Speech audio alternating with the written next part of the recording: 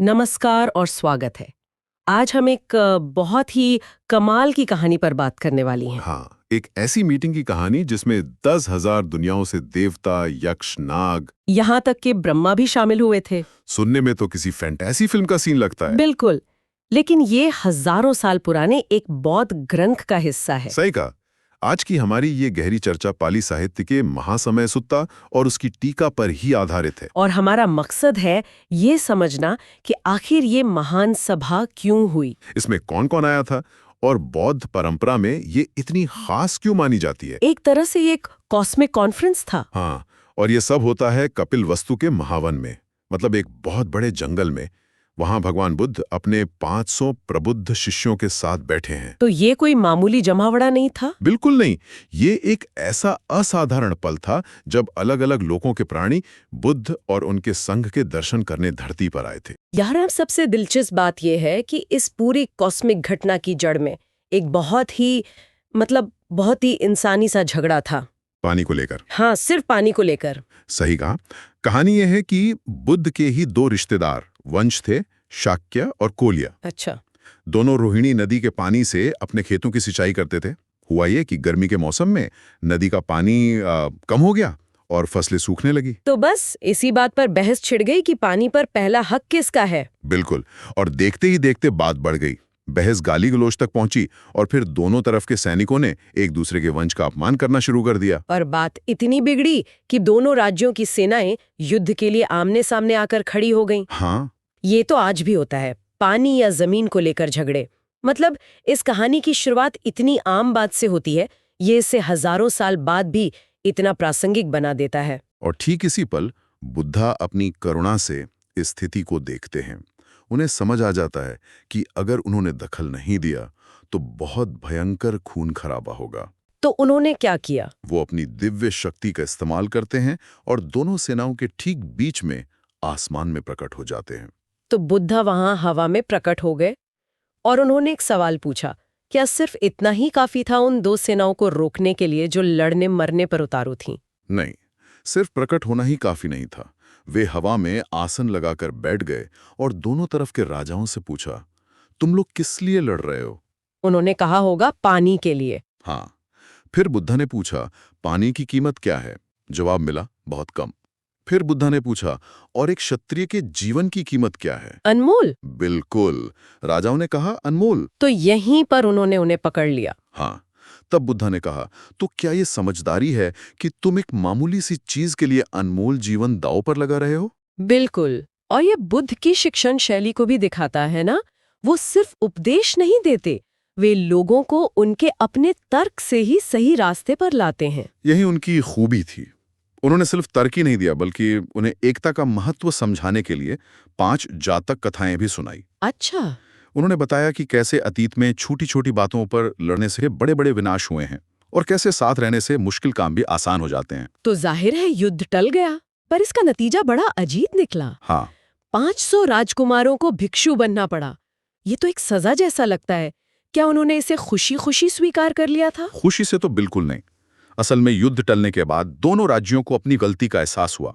वे बुद्ध के इतने आभारी हुए कि दोनों पक्षों ने अपने 250 राजकुमारों को संघ में शामिल होने के लिए भेज दिया। तो मतलब ये 500 राजकुमार अपनी मर्जी से भिक्षु नहीं बने थे? नहीं, उन्हें एक तरह से भेजा गया था। तो अब हमारे पास 500 ऐसे भिक्षु हैं जो असल में राजकुमार हैं, जिन्हें अपने महल, अपने परिवार और अपनी अपनी आरामदायक जिंदगी की याद सता रही होगी। ये तो बहुत मुश्किल स्थिति है। बहुत ज्यादा। उनके मन में लगातार बेचैनी थी, असंतोष था। वे संघ के जीवन में बिल्कुल भी मन नहीं लगा पा रहे थे।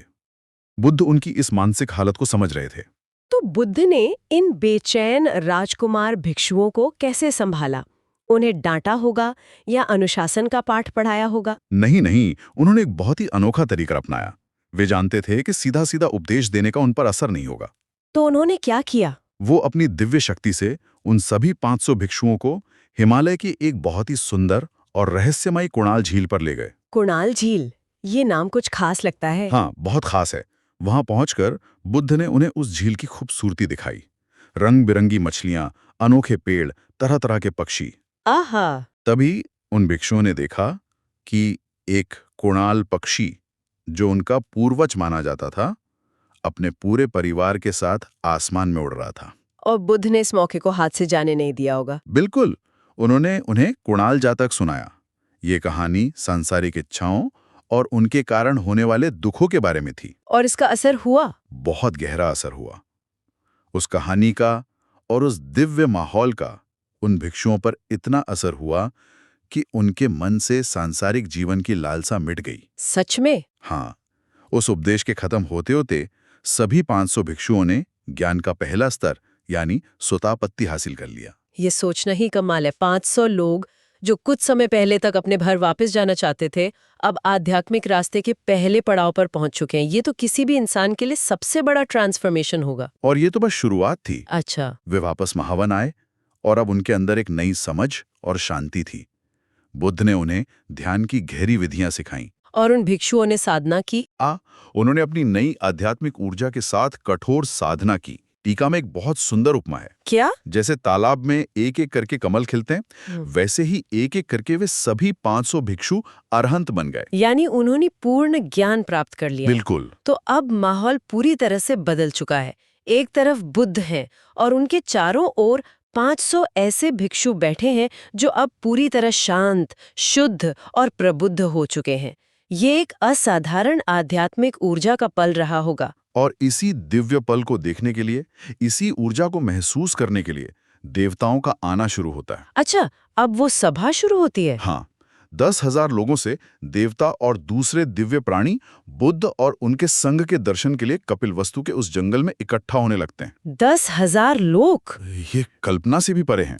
टीका में इसके आकार के बारे में कुछ बताया गया है? हाँ, और बहुत काव्यात्मक ढंग से लिखा है कि सभा इतनी घनी हो गई थी कि एक सुई गिराने की भी जगह नहीं थी। इतनी भीड़? हाँ, एक तुलना दी गई है कि अगर सबसे ऊंचे ब्रह्मलोक से एक पत्थर फेंका जाए तो उसे धरती तक पहुंचने में 4 महीने लगते हैं। सोचिए, इतने विशाल इलाके में भी देवता खचाखच भरे हुए थे। ये तो वाकई अविश्वसनीय है।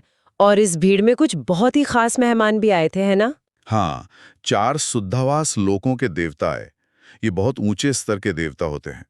वे एक एक करके बुद्ध के सामने आए और इस महान सभा की तारीफ में एक एक कविता यानी गाथा कही। उनकी बातों में क्या खास था? पहले देवता ने कहा, इस जंगल में एक महान सभा हो रही है। हम यहाँ इस अपराजेय संघ को देखने आए हैं। दूसरे ने भिक्षुओं की तारीफ करते हुए कहा, इन भिक्षुओं ने अपने मन को साध लिया है, ठीक वैसे ही जैसे एक अच्छा सारथी घोड़ों की लगाम थामता है। वाह, ये उपमा कितनी सटीक है। मन को साध लेना वाकई लगाम थामने जैसा ही है। तीसरे देवता ने कहा, इन्होंने सारी बाधाओं को तोड़ दिया है। ये शुद्ध और निर्मल होकर घूमते हैं। और चौथे ने बुद्ध की शरण के महत्व को बताते हुए कहा, जो बुद्ध की शरण में गए हैं वे कभी बुरे लोकों में जन्म नहीं लेंगे। तो अब सभा पूरी तरह से जम चुकी है। हर तरफ देवता ही देवता है। लेकिन बुद्ध को ये एहसास होता है कि उनके अपने भिक्षु इस भीड़ से अनजान है। हाँ, वे तो अपने ध्यान में मग्न थे। तब बुद्ध ने भिक्षुओं से कहा कि वे अपनी दिव्य दृष्टि का इस्तेमाल करें और देखें कि कौन कौन आया है। और उन्होंने देखा? हाँ, भिक्षुओं ने अपनी अपनी क्षमता के हिसाब से देखा। किसी को 100 देवता दिखे, किसी को 1000 और कुछ ने तो अनगिनत देवताओं को देखा जिनसे सारी दिशाएं भरी हुई थी। और फिर बुद्ध ने उन सब का परिचय कराना शुरू किया। ये तो किसी कॉस्मिक कौन क्या है कि लिस्ट जैसा रहा होगा। बिल्कुल वैसा ही। बुद्ध ने सबसे पहले यक्षों का नाम लिया। बताया कि कपिलवस्तु के 7000, हेमवत पर्वत के 6000 और भी कई मिलाकर 16000 से ज्यादा शक्तिशाली यक्ष वहां मौजूद हैं। 16,000 यक्ष। हाँ।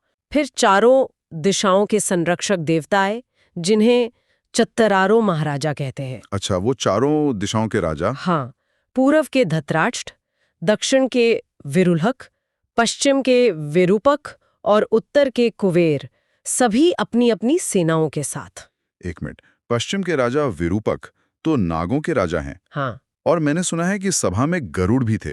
नाग और गरुड़ ये तो जन्मों के दुश्मन माने जाते हैं। हाँ। ये एक ही जगह पर कैसे बैठ सकते थे बिना एक दूसरे पर हमला किए? यही तो बुद्ध के प्रभाव का चमत्कार था। यह सिर्फ देवताओं की गिनती नहीं थी, ये दिखाया जा रहा था कि बुद्ध का प्रभाव कितना सार्वभौमिक था। मतलब दोस्त दुश्मन सब एक साथ? हाँ, दोस्त दुश्मन, ऊंचे नीचे, हर तरह के प्राणी सब एक साथ शांति से बैठ सकते थे। बुद्ध ने नागों और गरुड़ों के बीच ऐसा मैत्री भाव बना दिया था कि उन्होंने एक दूसरे को कोई नुकसान न पहुंचाने का वचन दिया। यह अपने आप में एक चमत्कार है। और कौन था इस लिस्ट में? लिस्ट तो बहुत लंबी है। इंद्र से हारे हुए असुर भी वहां थे, जिनमें प्रहलाद जैसे प्रसिद्ध असुर राजा शामिल थे। अच्छा। फिर पानी, पृथ्वी, आग, हवा के देवताएं, वरुण, सोम, शुक्र, यहां तक कि बादलों और बारिश के देवता पर्जन्य भी वहां मौजूद थे। और ब्रह्मा? और आखिर में हजारों ब्रह्मलोकों से ब्रह्माएं, जिनमें महाब्रह्मा भी थे, अपने विशाल दल के साथ। टीका में एक और बहुत दिलचस्प बात है। बुद्ध ने देवताओं को धर्म समझाने के लिए अपनी ही एक प्रतिकृति बनाई, एक निर्मित बुद्ध। ये क्या था? ये उनकी शिक्षण की एक अद्भुत तकनीक थी। बुद्ध को लगा कि अगर वे खुद ही सवाल पूछकर खुद ही जवाब देंगे तो वो एक लेक्चर जैसा लगेगा। सही बात है। इसलिए उन्होंने अपनी ही एक छवि बनाई। वो निर्मित बुद्ध सवाल पूछता और असली बुद्ध जवाब देते। इससे एक संवाद का माहौल बना और देवताओं के लिए धर्म के गहरे सिद्धांतों को समझना बहुत आसान हो गया। तो जहां इतनी अच्छाई, इतनी शांति और इतनी दिव्य ऊर्जा इकट्ठा हो, वहां नकारात्मक शक्ति का आना तो तय है। हाँ, मार की एंट्री होती है। मार, जो मृत्यु और लालच का प्रतीक है। बिल्कुल। वो इस सभा को देखकर जल भुन गया। वो इतने सारे प्राणियों को ज्ञान की तरफ बढ़ते हुए नहीं देख सकता था। वह अपनी विशाल सेना के साथ वहां पहुंचा। और उसने क्या करने की कोशिश की? उसने अपनी सेना को आदेश दिया, जाओ, इन्हें पकड़ो, इन्हें वासना की बेड़ियों से बांध दो, किसी को भी आजाद मत होने दो। उसने डराने की कोशिश की? हाँ, उसने प्रलय के बादल जैसी भयानक गर्जना की ताकि पूरी सभा में डर फैल जाए। लेकिन बुद्ध पर इसका क्या असर हुआ? बुद्ध शांत रहे। उन्हें मार के आने का पता चल गया था। वे जानते थे कि इस सभा के बाद कई देवताओं को ज्ञान मिलना है, इसलिए वो कोई रुकावट नहीं चाहते थे। तो उन्होंने अपनी शक्ति का इस्तेमाल किया होगा। हाँ, उन्होंने कुछ ऐसा किया कि किसी भी देवता को न तो मार की सेना दिखाई दी और न ही उसकी डरावनी आवाज सुनाई दी। मतलब मार का पूरा तमाशा बेकार हो गया, वो अदृश्य और अश्रव्य हो गया। तो उसे लौटना पड़ा। हाँ। आखिर में गुस्से और निराशा में मार को अपनी सेना के साथ लौटना पड़ा। उसकी पूरी तरह से हार हुई। और उन 500 भिक्षुओं का क्या? क्या उन्हें पता चला कि मार आया था? हाँ, बुद्ध ने उनसे कहा, देखो, मार की सेना आई है, लेकिन उन अरहंतों पर इसका कोई असर नहीं हुआ। कोई असर नहीं? बिल्कुल नहीं। वे शांति से अपनी साधना में, यानी अपने ज्ञान के आनंद में लीन हो गए। भय उनसे कोसों दूर था। मार की पूरी सेना मिलकर भी उनके मन में एक हलचल तक पैदा नहीं कर सकी। ये तो आत्मविजय का सबसे बड़ा उदाहरण है। तो इस महान सभा का अंत कैसे हुआ? इसका आखिरी असर क्या रहा? सुत्त के आखिर में बताया गया है कि इस धर्म सभा के खत्म होने पर करोड़ों देवताओं ने अरहंत पद हासिल किया और अनगिनत दूसरे प्राणियों ने ज्ञान के अलग अलग स्तरों को पाया। करोड़ों? हाँ, करोड़ों। और ये सुत्त देवताओं को इतना पसंद आया कि टीका में लिखा है कि आज भी जहां इसका पाठ होता है, वे इसे सुनने के लिए आते हैं और उस जगह की रक्षा करते हैं। तो इस असाधारण सभा से हम क्या सीखते हैं? ये सिर्फ देवताओं और यक्षों की एक लंबी लिस्ट नहीं है। नहीं, बिल्कुल नहीं। ये दिखाती है कि कैसे एक इंसान की आंतरिक शुद्धि, ज्ञान और करुणा पूरे ब्रह्मांड की शक्तियों को अपनी ओर खींच सकती है। ये सिर्फ एक मीटिंग नहीं थी, ये शांति, ज्ञान और आत्मविजय का एक कॉस्मिक उत्सव था। बिल्कुल। ये इस विचार को भी पक्का करता है कि असली शक्ति बाहरी दिखावे में नहीं, बल्कि मन की पवित्रता और शांति में है। उन 500 भिक्षुओं की उसी आंतरिक शांति ने मार की विशाल सेना को हरा दिया था। और आखिर में श्रोताओं के लिए एक सवाल छोड़ जाते हैं। इस कहानी में ये साफ है कि भिक्षु अपनी दिव्य दृष्टि से ही इन देवताओं को देख पाए थे।